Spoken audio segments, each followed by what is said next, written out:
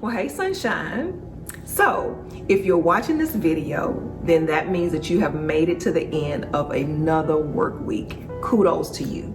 Now, some of you may be saying, I have to work this weekend, and it's okay. I'm hoping still that you're able to take advantage of something relaxing over Saturday or Sunday. And I so hope that everybody had some version of productivity this week, your version. Sis, as long as you got something done that you needed to do, we're gonna make it count. Remember, progress over perfection. And if you don't know what that means, go back and check out this week's blog, Road Signs for Life. Where do we go from here? So, we are going to stay in the mindset of mindfulness. We put it in a post yesterday, and we also talked about it today. The mindset of mindfulness, to remain mindful of yourself and your mental health. Okay, so there are 3 steps that we talked about to help us to make sure that we are mindful. It is just so important for our well-being. So the first, just inhale and exhale. 1 to 2 minutes. Just relax and just forget about it all. Think about nothing. Take that time for yourself. Remember, we were talking about how Dr. Caroline Leaf says, the mind can just keep going, but the brain needs to rest. So take that time, sis. The second point, stretch, exercise. We got to get it to moving. Why? The body is like a machine. If we leave machines out in the elements, we don't get them serviced, we don't get the oil change, we don't oil them up, they're eventually going to stop functioning. The same thing is true for the natural body. We have to make sure that we keep it moving. We don't all have to be at the same level. All of us are not doing all the aerobic and, running 6 miles or whatever it may be for you. But as long as you keep it moving. And let me tell you something. I'm not saying that based on judgment of what I've seen others. I'm telling you for myself. There was a time I was so busy with work, and I was sitting down all day long, and I was having meetings and different things to get up and go sit down somewhere else. And I found myself not being able to move like I normally was able to move. I mean, yeah, at work I was typing and I was writing and I was talking, but I wasn't moving my body enough. And so one day I woke up and I just couldn't move the same anymore. And I remember I could hear my grandmother's voice say, keep waking up in the morning. Because those days that she used to turn and moan and from her aches and pains, I'm like, Grandma, what is wrong with you?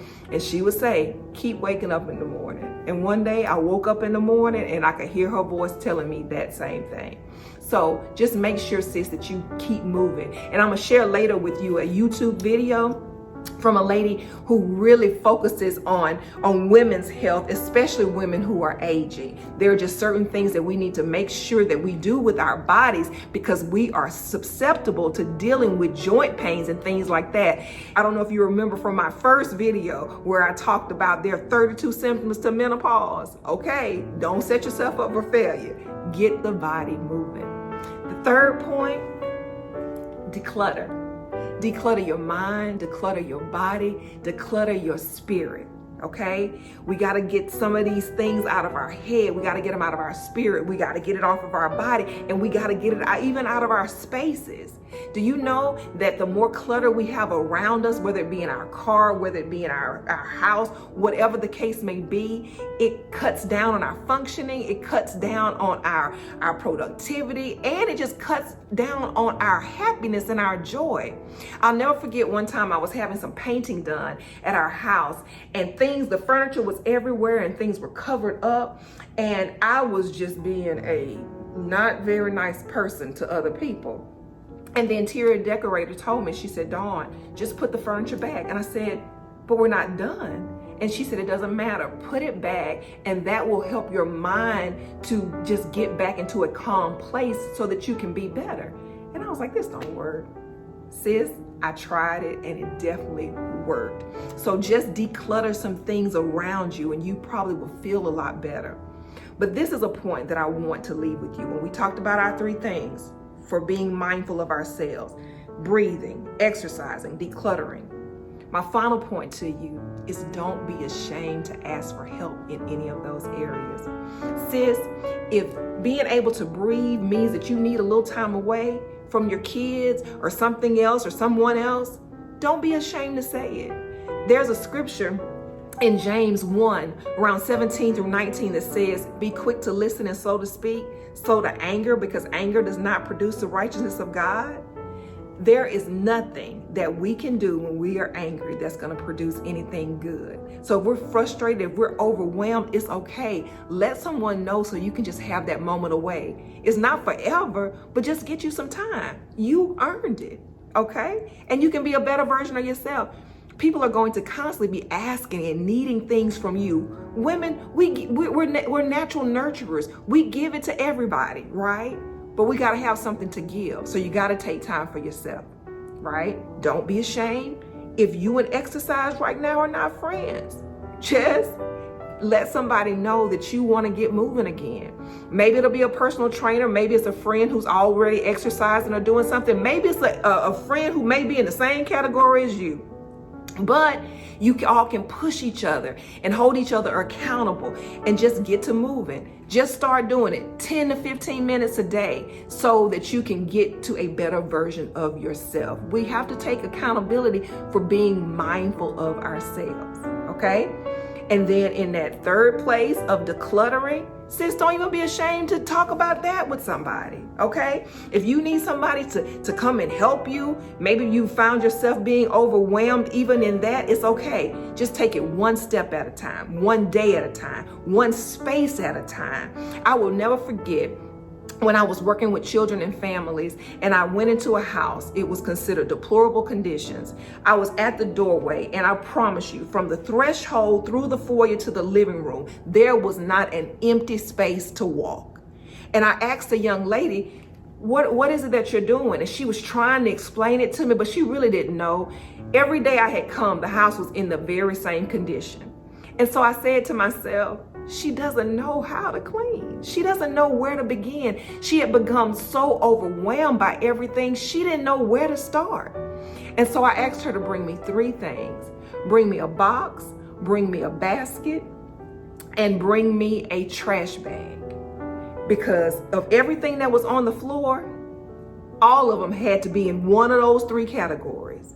And so as we were able to go through and pick things up, we were able to get that space through. Now, I didn't clean up the whole thing, but I gave her some tips to help her start the process, okay? And so if that's what you need to do, because we really have to get out of the point of shaming people for where they are or where they found themselves, okay? Sometimes it's just that we've got busy. Sometimes it's situational. Sometimes it's generational. But whatever it is, if you need help in that area, let somebody know. We're your sisters. This is a sisterhood. If we need to give the simplest advice, we can't assume anybody knows anything, right? But we have to get it done because decluttering helps with our mental health, okay? So remember, inhale, exhale. Stretch and exercise and declutter the mind, the body, and the spirit. But whatever you do, be mindful of you. All right? Well, sis, I will see you on the horizon. Have a great weekend until the next time.